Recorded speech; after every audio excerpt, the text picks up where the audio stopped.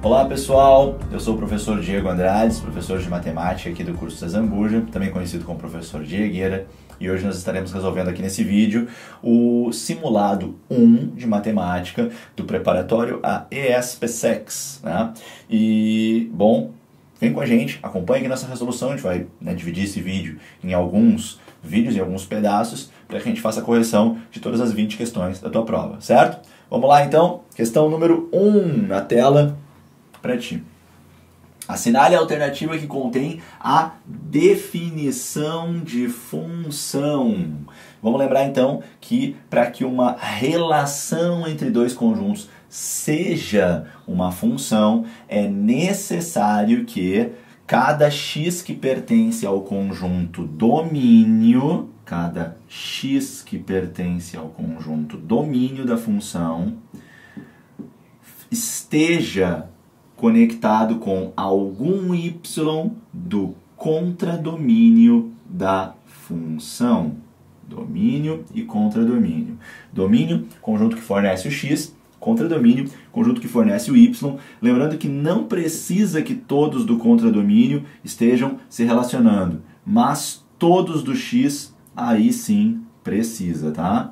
Então, aqui a gente faz uma representação em diagrama de Venn para mostrar a função acontecendo. Eu preciso que todos os x do domínio estejam relacionados com algum y do contradomínio. E eu preciso que cada x tenha um único correspondente no contradomínio. Único. Então, a resposta certa é a resposta que pega um para todo, porque eu preciso pegar todos os elementos do domínio, todos têm que estar respeitando essa regra, e eu preciso que para todo elemento do domínio exista um y no contradomínio, tá? De modo que f de x dá y, a função transforma x em y. Só que eu preciso que esse y seja único, e aí esse é o símbolo que serve pra gente, ó.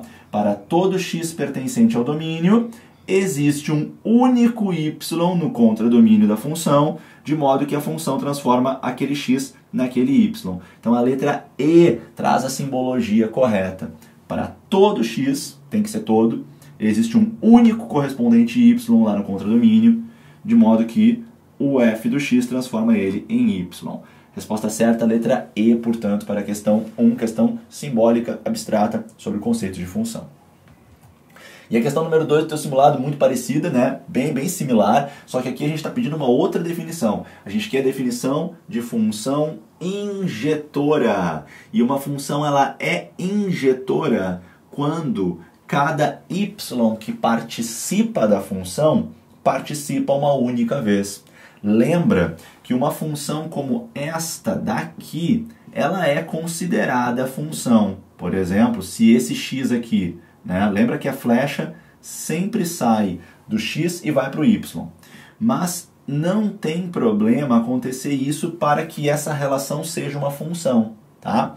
Tu tem esses dois elementos do conjunto x e, portanto, os dois têm que participar da função. Eles participam, eles conectam em algum y e esse primeiro x aqui de cima, ele tem um único correspondente. Ele não vai para dois lugares diferentes. Esse outro x também tem um único correspondente a ele, né? Ele vai para um único endereço. Isso é o que é necessário para ser função. Mesmo que sobre y no contradomínio. Os y que participam da função, eles formam um subconjunto do contradomínio, que é chamado de conjunto imagem. O conjunto imagem é o conjunto que carrega dentro dele apenas aqueles valores de y que participaram da função, que são imagem ou resultado de algum x que participou da função. Mas, embora isso aqui seja uma representação de função, essa função não é considerada uma função injetora. O que precisa para a função ser injetora? Precisa que cada y que participou da imagem, ele esteja conectando-se com um único x. Não o que está acontecendo aqui. Então, cuidado. Esse exemplo representa uma função, mas não é uma função injetora. Injetividade só ocorre quando cada y que participa da função está conectado unicamente a um x. Portanto, o que nós queremos é uma situação em que os x que participam da função, aliás, perdão, né? Os x sempre participam. Os y que participam da função, tá? Que vão ser esses aqui que eu estou conectando agora. Esses y aqui, que formam a imagem, eu preciso que eles estejam conectados, cada um deles, a um único x. Então, a definição correta precisa que todos os y que participam da imagem, então, para todo y que participa da imagem, tá? Vou ficar entre A e C por enquanto. Eu preciso que para todo y que participa da imagem exista um único x pertencente ao domínio, de modo que f de x dá y. Eu preciso que todos os y tenham cada um deles um único x conectado com cada um deles, tá? Por isso a resposta certa é letra C, uma questão teórica, simbólica, né? Com um nível de abstração um pouco alto, ok? Assim eu tento esclarecer para ti a resolução da questão número 2. Seguindo nosso simulado. Questão número 3, mais uma questão sobre funções, agora uma outra abordagem. Das funções abaixo, aquela que é par está em qual alternativa? E aí nós temos alternativas em que as funções são fabricadas e de vez em quando aparece uma letra A para participar da nossa conversa, como aparece aqui, aqui, aqui, aqui. E numa outra questão aparece uma letra K participando da nossa conversa. Nós queremos ver qual função ela é par. E aí eu lembro contigo que o conceito de função par o conceito de função par pode ser entendido como sendo, saiu errado aqui, né? Aqui, aqui. Pode ser entendido como função par é quando tu coloca um x na função e dá o mesmo resultado a função se tu colocasse o oposto daquele x. Por exemplo, tu bota o 2 na tua função, ela dá um resultado. Tu bota o menos 2 na tua função, ela dá o mesmo resultado. Isso aconteceria com qualquer outro número que tu utilizasse. Quando isso ocorre, a tua função ela é par, tá bom? Então vamos dar uma olhadinha aí nos nossos exemplos, tá? E para a gente poder julgar eles, uma ideia legal é a gente inventar um valor para ser o A que pelo menos respeite a exigência. A exigência é o A não pode ser 0. Então, na letra A, o A é qualquer número, só não pode ser 0. Um bom exemplo para a gente brincar é fazer o A ficar igual a 1. E assim a gente consegue entender melhor a função. Na letra A, então, a tua função seria f de x igual a x. Agora experimenta colocar f, por exemplo, de 2 nela. F de 2. Nossa, ficou muito ruim aqui. Deixa eu passar a borracha aqui para melhorar essa rateada aqui. Nossa, aqui. Será que foi? Aqui, aqui, aqui. Pronto. E vamos trazer a caneta de volta. Aí. Aí a gente risca uma vez, não escreve, agora a gente vai de novo. Então assim, ó. F de 2 vai dar 2. F de menos 2 vai dar menos 2, porque aqui é só botar o x e já era. Então, não aconteceu o que nós gostaríamos. Para a função ser par, quando tu bota um número dentro e bota o oposto, os resultados ficam iguais. Os resultados não ficaram iguais. Essa função não é par. Que não saiu. Pronto. Função g. Vamos trocar o a por 1 de novo, que nem a gente fez antes. Então a função g ficaria x ao quadrado mais x. Se a função g ficaria x ao quadrado mais x, quando tu testar g de 2, tu vai encontrar 4 mais 2, 6. Quando tu testar g de menos 2, então estou te dando uma sugestão aqui de teste, tu vai ter 4 com menos 2 que vai dar 2, não deu certo, tinha que ter dado o mesmo resultado. Então a G não é a nossa resposta. Letra H, se tu trocar o teu A por 1, que nem a gente fez antes, e não é proibido isso, porque o A tem que ser qualquer número diferente de 0, tu vai ver que na letra H, a tua função H vai ficar igual à função G. Então se tu trocar o A por 1, a letra H fica igual a G, e nós já fizemos o teste, a gente viu que não deu certo. Então não vou testar de novo. E na letra D, a função j de x igual a x, como a gente foi na letra A e trocou o A por 1, acabou que a gente já testou a letra D. Porque ficou igual a função, percebe? Ó, ficou igual a x. A gente já fez o teste aqui em cima e a gente já viu que não dá certo. Então, por eliminação, só pode ser a letra E. E vamos testar a letra E. A letra E, se o meu K for igual a 1, por exemplo, faz teu K ser igual a 1, tá? Se o teu K for igual a 1, tudo bem isso, porque o K pode ser qualquer número real, a tua função R de x, ela vai ficar igual a 1. E aí não tem x na função. É uma função constante que a gente chama. O que vai acontecer quando tu tentar botar nessa função o 2? Não vai ter onde botar ele. E a função vai dar 1. E quando tu tentar botar na tua função o menos 2, o que vai acontecer? Não vai ter onde botar ele. E a tua função continua dando 1. Então aqui deu certo. Bota um x na função. Bota o oposto, dá o mesmo resultado. Então a função é par. Fechou. A letra E como nossa resposta. Tá bom? Mais um conceito aí bem específico do conteúdo de funções, um conteúdo sempre considerado complexo, né? Então, espero ter te ajudado na resolução da questão número 3. Vamos avançar. Questão número 4 muda um pouco o assunto, agora a gente fala um pouquinho sobre proporção talvez, mas essa questão aqui a gente pode fazer por lógica, fica até mais fácil, mais tranquilo, tá? Nós temos o seguinte, as rodas dianteiras de um trator têm perímetro 1,8 metro, as rodas traseiras têm perímetro 3 metros. Então, como se a roda dianteira fosse assim, a roda traseira fosse assim, né? Tá aqui o tratorzinho, não vou saber desenhar, mas enfim, tá? E aí a gente tem o seguinte, o trator vai estar andando, digamos, nessa direção aqui, tá? E aí, quando a roda menor tiver dado 90 voltas, a roda maior vai dar um número de voltas, cuja soma dos algarismos é quanto aqui dentro. Só que assim, o trator está andando, né? Então, quando a roda menor der 90 voltas, se o perímetro dela é 1,8 metro, quer dizer que o perímetro dela vai ter se deitado sobre o chão 90 vezes. Se nós fizermos 90 vezes 1,8 metro, a gente vai saber a distância percorrida pelo trator, tá? E essa distância é a mesma distância que a roda grande percorreu, porque ela está presa no trator.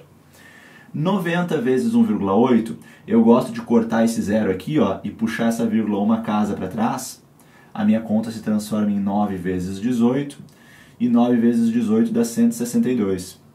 Então quer dizer que a distância percorrida foi 162 metros. E essa distância é a mesma distância percorrida pela roda grande. Só que aí tu vai pensar agora o contrário.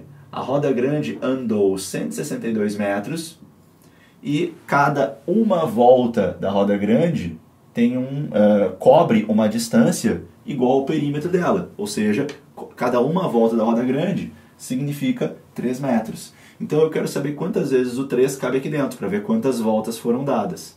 E 162 dividido por 3 dá 54. Então o número de voltas que a roda grande vai dar é 54. Toma cuidado para não te jogar na letra A, que te espera lá com uma primeira questão, né? A letra A de afobado, cuidado com a letra A às vezes, né?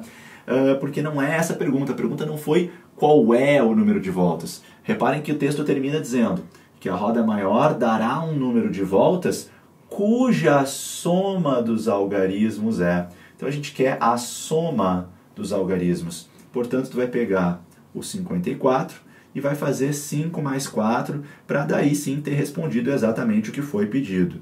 Nossa resposta final é 9, letra C, portanto, é o gabarito da questão número 4. Toma cuidado com isso, certo? Questão número 5, aí vem uma questão bem clássica aí de regra de 3, tá? Nós temos aqui que uma máquina funciona 4 horas por dia, durante 6 dias, e produz 2.000 unidades. E aí, se forem 30 dias, e se for para produzir 20.000 unidades, aqui saiu errado, né? Unidades, tá? Fica meio estranho aqui. A mesma máquina vai precisar trabalhar diariamente quanto, né? Bom, a gente tem 3 grandezas envolvidas, tá? Horas por dia de trabalho, dias que durou o processo todo e peças que foram produzidas, né? Unidades produzidas, tá? E aí, então, eu sugiro que quando a gente tem essas situações aqui, a gente faz uma tabela. Se nós temos 3 ou mais grandezas, né? Mais do que 2 grandezas é uma regra de 3 composta. Começamos pela tabela. Nós temos na tabela, então, horas por dia. Nós temos na tabela dias que demorou para concluir o trabalho. E nós temos o número de unidades produzidas. E nós temos 2 momentos. No primeiro momento, São 4 horas por dia, são 6 dias de trabalho e uma produção de 2.000 unidades. Depois nós temos uma produção que vai ser de 20.000 unidades e vai durar 30 dias essa produção. E a pergunta é, essa mesma máquina precisa trabalhar diariamente. Então o que a gente quer saber é quantas horas por dia que a máquina quer trabalhar. E aí a gente preencheu a tabela. Depois, a condução que eu te ensinei a fazer em aula, né, que os meus colegas também trabalham, é que a gente faça, né, uma ideia, tem vários jeitos de resolver, mas uma ideia que esse professor gosta bastante é a gente pegar a coluna que contém o x, daqui a gente fabrica uma fração e deixa essa fração isolada. As colunas que possuem e que não possuem o x, as colunas que estão aqui sem x, elas vão fornecer frações que vão se multiplicar. E agora a gente tem que tomar o cuidado para ver se de repente alguma dessas frações tem que inverter. Para isso, eu gosto de fazer o seguinte teste. Comparar a grandeza que não tem o x com a grandeza que tem o x. Uma de cada vez. Primeiro eu vou pensar em dias para a conclusão da obra em relação a horas por dia de trabalho, tá? E aí vamos pensar o seguinte, sem olhar para cá, não olha para cá. Se, por exemplo, a nossa encomenda ela pode ser entregue num prazo maior de dias, se eu aumentar a quantidade de dias para a entrega da encomenda, então a quantidade de horas por dia que a máquina pode ficar ligada pode ser reduzida, porque eu tenho mais tempo para terminar o serviço. Agora, se, por exemplo, eu tiver uma encomenda que tem que ser entregue em menos dias, eu preciso que as minhas máquinas trabalhem mais horas por dia. Reparem que quando uma grandeza aumenta, a outra diminui e vice-versa. Então a relação aqui é uma relação inversa. Eu vou anotar a letra I aqui para eu não me perder. Eu vou pegar a fração 6 sobre 30 e eu vou inverter essa fração. O mesmo teste deve ser feito entre unidades e horas por dia. Aqui tu vai pensar o seguinte, quanto mais unidades tiver na encomenda, se por exemplo a encomenda ela é uma encomenda que fica maior, te pedem para fazer mais unidades, a máquina vai precisar ficar ligada mais horas por dia. Agora se a encomenda for menor, eu posso poupar as máquinas e ligar elas menos tempo. Se as duas grandezas aumentam ou diminuem juntas, a relação é uma relação direta. E quando a relação é direta, eu não preciso mexer na fração, ou seja, deixo 2.000 em cima, deixo 20.000 embaixo. Essa é a parte mais delicada. Daí em diante, é simplificar o máximo que der. E eu vou cortar 3 zeros de cima com 3 zeros de baixo, mais esse zero aqui com esse zero aqui. Esse 2 eu vou cortar com esse 2. Esse 3 eu vou simplificar com esse 6 por 3. Pronto. O que sobrou pra gente foi 4 sobre x é igual a 1 sobre 2. E multiplicando cruzado, eu tenho x igual a 8. Então assim nós respondemos que as máquinas precisam ficar ligadas 8 horas por dia. Não tem nas alternativas horas, tem algumas em minutos e essa em horas que com certeza não é. Então lembra que 8 horas é a mesma coisa que 8 vezes de 60 minutos, o que dá 480 minutos. E aí então a gente conseguiu fazer um ajuste na nossa resposta para achar uma alternativa, né, que é a letra E, 480 minutos, portanto. Certo, pessoal? Assim terminamos a questão número 5. Vamos avançar, então.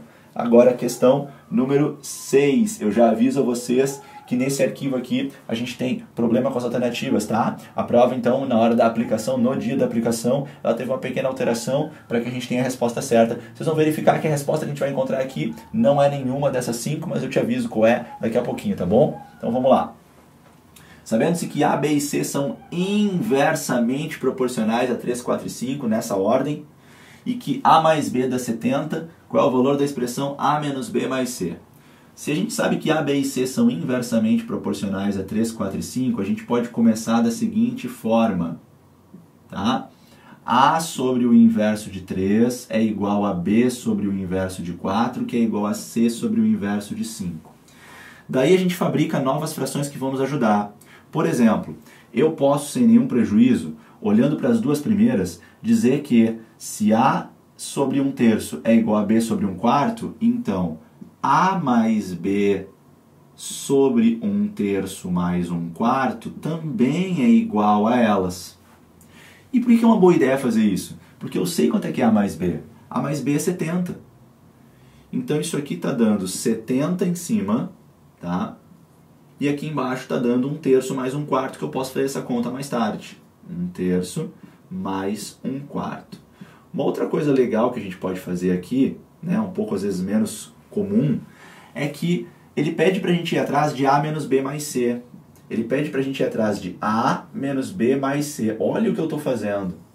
Eu consigo fabricar uma fração assim, uma fração que também vai ser igual a todas as outras, e que leva no numerador dela A menos B mais C.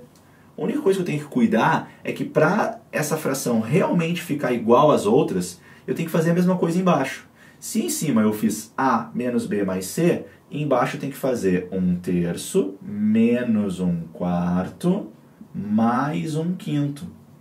É um jeito de trabalhar o exercício, tá? Mas é só uma sugestão. Eu nem vou usar ela porque pode ser um pouquinho trabalhoso demais. Eu só queria comentar ela.